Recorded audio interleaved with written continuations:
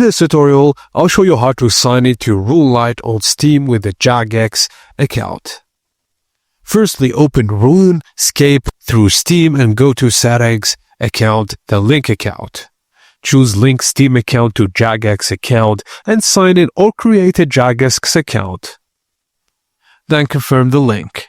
Now, if you don't have a RuneLite installed yet, download from the official site at runelite.net, install and launch it.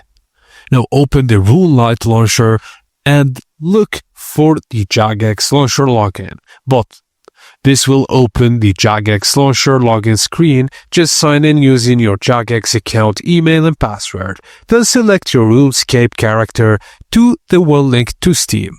RuneLite will now load the game using your Jagex account authentication. You are now signed into your RuneLite while still playing on your Steam-based RuneScape character.